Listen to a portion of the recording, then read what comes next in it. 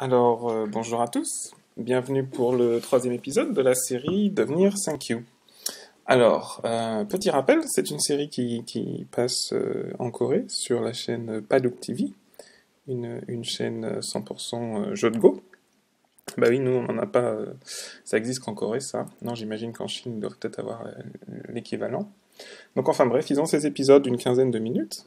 Et voilà, j'essaye de les retranscrire un petit peu en français. Donc on m'a posé des questions, on m'a demandé pourquoi tu montres pas toutes les variations. En fait, je montre exactement ce qu'il montre dans les vidéos. D'accord. Donc c'est vrai que des fois, il nous laisse des séquences, on se dit mais si on joue là, ben voilà, c'est on n'a qu'à bosser pour essayer de voir, on peut poser des questions. Il y a peut-être des joueurs forts qui peuvent nous aider un petit peu. Voilà, donc maintenant que ça c'est dit, globalement on reprend un petit peu euh, la même séquence que la dernière fois. Donc on approche blanc, il protège, on vient ici, blanc approche, on fait une pince parce qu'on a cette pierre ici. Le plus simple, c'est de prendre le coin, là on joue sur le point vital, blanc se défend, et noir aussi. Ok, donc ça c'est la situation qu'on a vu un petit peu dans les vidéos précédentes. On a vu ce qui se passe si, un petit peu avant, dans le Joseki, blanc décide de pousser par là, ou de descendre. Mais là, on va partir du principe qu'on a juste fait ça. Maintenant, on va regarder l'invasion, encore une fois. Donc, noir, c'est le coup conseillé, c'est de venir là. Ensuite, blanc s'étend parce qu'il y a plus d'espace vers la droite. Et la dernière fois, on avait bloqué ici en J4. Alors, la question, c'est... Il y a une autre façon de jouer ici qui peut être plus simple pour noir, c'est de venir bloquer ici. Alors, on va voir ce qui se passe. Alors, blanc monte. Noir ne veut pas complètement se faire séparer, donc va bloquer ici. Et blanc va faire atterrir de ce côté-là. Donc noir vient connecter ici. Blanc connecte ses pierres. Et là, en général, on va vouloir venir connecter solidement. Alors, ce qui est intéressant, une des remarques qu'il fait, c'est qu'il y a certains joueurs qui vont vouloir pousser ici un coup. Blanc va venir là pour consolider. A priori, on peut se dire que c'est une bonne idée, mais en fait, c'est un très mauvais coup. Alors, on va essayer d'expliquer pourquoi. Revenons un petit peu en arrière. Voilà. Donc là, on va venir connecter tout d'un coup. Et c'est un coup qui a l'air goté, mais en fait, c'est santé. Parce que si blanc vient là-haut, on a quelque chose à faire dans le coin. Donc là, la réponse normale de blanc, c'est de venir ici en F4 pour enlever un petit peu la J, les possibilités de noir avec la pierre F3. Ce qui fait que noir peut jouer là-haut, et donc noir est content. Il a fait du territoire ici, il a de l'influence, il a réussi à jouer en K16. Donc c'est pas le pour lui, mais en même temps, blanc a un territoire aussi qui est bien, donc c'est équitable. Alors maintenant, on va voir ce qui se passe si blanc omet de jouer ici. Alors, hop, on se dit, hey, c'est bon, j'ai synthé, je viens jouer, je viens prendre le gros point. Mais en fait, c'est pas si simple que ça. Alors, là, noir peut venir en D3. D'accord, ça, on dirait pas, mais blanc a plusieurs options, on va voir un petit peu, mais on va commencer par voir C3. Si blanc bloque ici, en général, si on regarde juste le coin localement, noir a deux possibilités. Soit il vient faire le hané ici, soit il vient faire une forme en gueule de tigre ici en E4. Alors, dans cette situation-là, comment est-ce qu'on choisit entre les deux? Il faut voir que ce groupe-là n'a pas d'œil. D'accord? Donc, si on peut séparer ce groupe du coin, c'est pas mal. Donc, la bonne réponse ici, c'est de jouer en E4. Maintenant, blanc, puisqu'on n'a pas étendu en bas, peut venir ici. Et là, encore une fois, il ne faut pas connecter tout simplement, parce que là, on ne fait pas une forme très jolie, et on ne va pas réussir à faire grand-chose avec ce groupe. Donc, on vient simplement en E2, et on a un ko. Alors, on va se dire, mais pourquoi un ko? On est en début de jeu, etc. ce qu'il faut voir, c'est que c'est un coup qui est beaucoup plus difficile à jouer pour blanc que pour noir. Parce que ce coup-là, si noir le gagne, ça impacte ces pierres ici, qui n'ont pas d'œil, qui sont pas terribles, et ça aussi impacte le coin qui commence à avoir des points de coupe, etc. Donc c'est très important pour blanc de gagner ce coup-là. Et si blanc gagne le coup, ça veut dire que noir va avoir la liberté de jouer 2 coups ailleurs. Et donc de jouer 2 coups, ça devrait être bien. Donc si le coup il est bien pour noir, est-ce que blanc a moyen d'éviter ce coup? Donc est-ce qu'il y a d'autres réponses? Donc si on regarde la montée comme ça, ça ne sert pas à grand chose, puisque noir peut simplement monter ou se battre, ou alors venir chercher, forcer le coup ici, on arrive dans une situation similaire, on a toujours le coup, sauf que là c'est encore plus difficile pour blanc. Parce que si noir gagne le coup, il a déjà une entrée dans le coin. Qu'est-ce qu'on pourrait regarder d'autre? Si à ce moment-là, blanc décide de relier à la place, dans ce cas-là, noir prend le coin et peut vivre facilement dans le coin. Donc voilà, donc c'était la petite séquence pour expliquer pourquoi on considère qu'après ce coup-là, c'est santé, que K5 est santé, et que blanc en général a besoin de revenir en F4. Ce qui nous laisse un loisir de venir jouer là-haut. Voilà pour cette séquence. Alors je vais regarder mes notes, que j'oublie pas, j'ai quelques notes sur le côté. Il ne faut pas connecter, voilà. Et donc en conclusion, là on a une situation équitable, et la connexion solide en K5, c'est souvent une bonne chose de jouer solidement comme ça. Il n'y a pas de faiblesse, on peut faire autre chose sans avoir trop à se préoccuper de ce qui va se passer ici. Maintenant, on va voir une autre variation, si blanc veut essayer quelque chose d'un petit peu de nouveau. Donc si on revient assez tôt, on a vu tout à l'heure que blanc venait en R3, et si blanc voulait tenter quelque chose d'autre. Alors, des joueurs forts, en général, quand ils jouent contre des joueurs un peu plus faibles, vont souvent essayer de tenter de faire quelque chose qu'on appelle une double approche, c'est-à-dire on va venir de l'autre côté. C'est-à-dire que cette pierre-là, elle se sent peut-être un petit peu menacée, il y a des forces des deux côtés.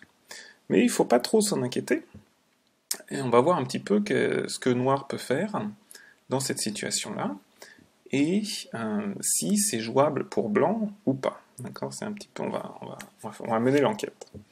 Si c'est un jeu à égalité, un des coups les plus forts pour Noir, c'est de venir ici. D'accord, on est solide dans le coin.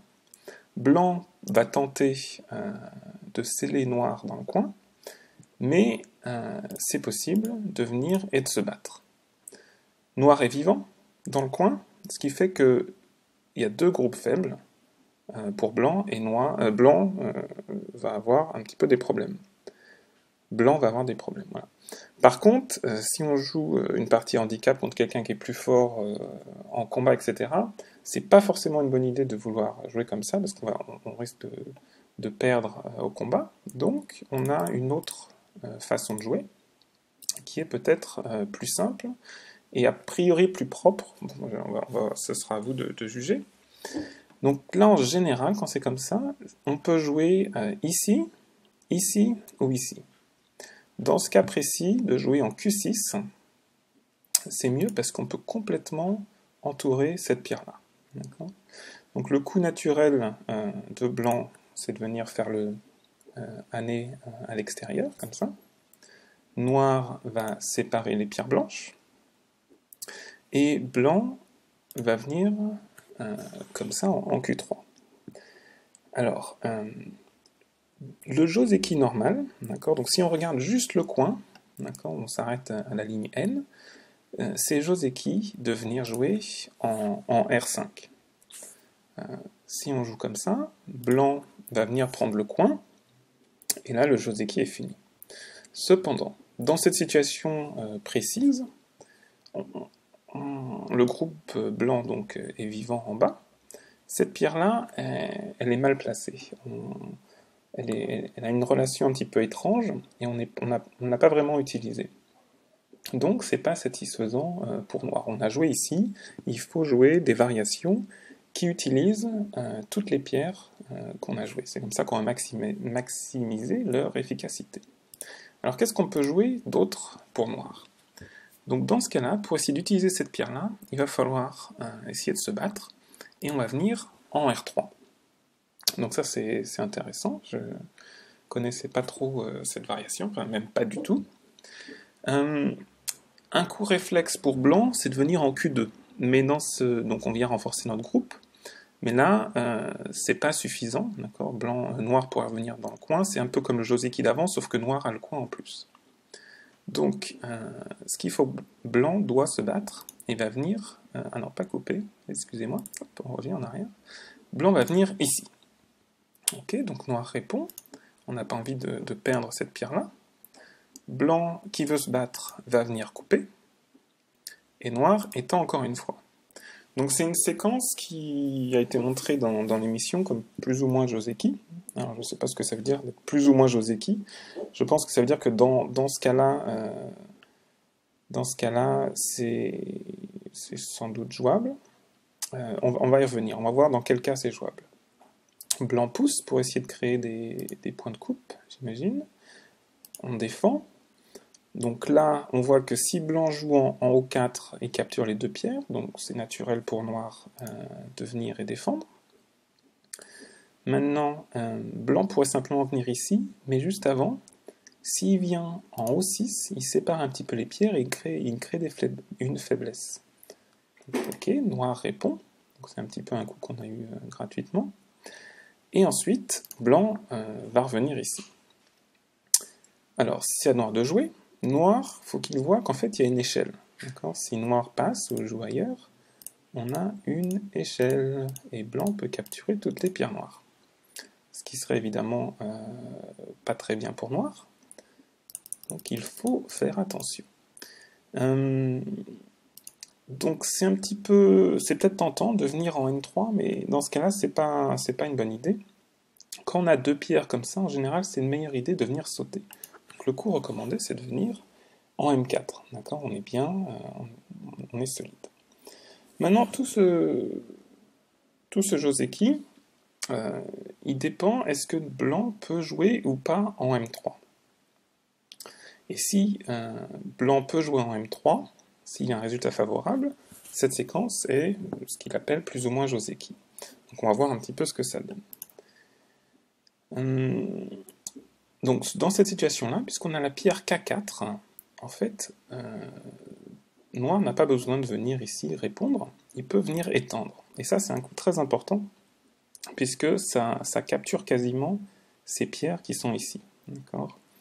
Donc, blanc a un Tetsuji qui est intéressant, mais qui ne marche pas dans ce cas-là. Si, alors je vais enlever cette pierre-là, hop. Si on était dans cette situation, on n'a pas cette pierre en Hoshi en K4. On a maintenant, il faut que je passe, on va jouer par là. On a cette situation où, qu'est-ce que je fais? Où, en fait, en jouant ici, blanc a capturé les pierres noires. Noir ne peut plus rien faire. Quoi qu'il fasse, ces pierres-là sont intérieures et seront capturées. D'accord, donc c'est un Tetsuji très sympa de jouer en M5. On peut essayer quelque chose d'autre. Si on vient là, bah, c'est encore pire. Donc, il faut faire attention. Maintenant, dans la partie, on a cette pierre-là. D'accord, et c'est une des raisons pour lesquelles on a joué comme ça pour noir. On met à partie, on utilise cette pierre-là. Donc maintenant, noir peut simplement connecter. Et si blanc s'entête à venir attaquer noir, on va jouer comme ça. Noir peut descendre, on descend encore une fois. Noir descend. Blanc essaie de continuer son attaque. Il faut juste faire un petit peu attention. Notre groupe noir ici, il a 1, 2, 3 libertés. Si on vient simplement défendre notre pierre, maintenant on a encore des problèmes et ce groupe-là va être capturé. D'accord ? Donc il faut il faut venir ici. On capture ces 3 pierres-là. Maintenant, blanc va capturer cette petite pierre. mais c'est pas forcément très grave, on va voir comment ça finit, et on vient consolider là. Donc ça, c'est la fin de cette séquence. La première fois que je l'ai vu, je me dis, oh, c'est un petit peu difficile, mais en fait, en la rejouant, il y a une certaine dynamique. J'ai pas trouvé ça très difficile à retenir. Donc là, si on regarde ce qui se passe, on a noir qui a un coin énorme, d'accord, et on a blanc qui a de l'influence ici, mais pas grand-chose. Blanc a Sente et peut éventuellement jouer en haut. Mais la conclusion, c'est que cette séquence est beaucoup trop bien pour noir. Donc, ce n'est pas jouable pour blanc. Alors, si c'est pas jouable pour blanc, à quel moment est-ce qu'on pourrait revenir en arrière et changer? Donc, un des moments clés, c'était quand on a décidé de venir s'attacher en M3. On pourrait venir de l'autre côté pour attaquer la pierre en R3.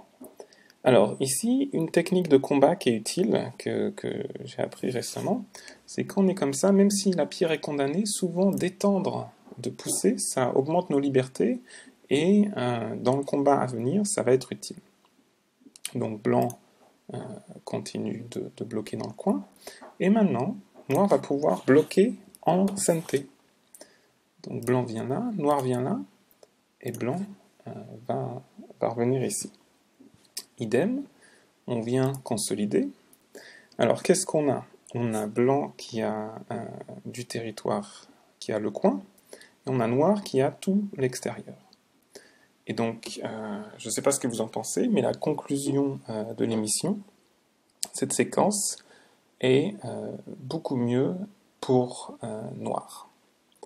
Donc, la conclusion de tout ça, puisque c'est mieux pour noir, c'est que si on revient au moment critique où blanc a décidé de ne pas sauter dans le coin, de faire une pince, une double approche, je veux dire, le fait qu'il y ait cette pierre ici, en fait, ça rend cette double approche inefficace. Donc c'est pas vraiment jouable pour blanc, dans cette situation, de jouer la double approche. Juste aussi un petit mot avant de terminer. Quand on explique les situations, il faut bien se rendre compte que des fois, seule une pierre de différence sur le Goban, ou un autre groupe, ou quelque chose, si le Goban n'est pas entièrement comme ça, il faut faire attention. Tout ce qui est dit n'est pas forcément valable dans toutes les situations. Donc là, tout ce qui est dit dans cette émission, c'est si vous avez un Goban qui est exactement le même, ou au pire, vous le renversez, ou vous le tournez de 90 degrés, c'est correct. Par contre, une simple pierre posée ou un groupe qui vit de l'autre côté, ça peut quand même changer une grosse partie du résultat. Donc voilà, c'était juste pour ajouter cette petite nuance. Voilà, c'était le troisième épisode. J'ai hâte de voir le quatrième. Si vous voulez, vous pouvez vous abonner, comme ça vous recevrez les vidéos automatiquement par email. Donc inscrivez-vous sur le channel.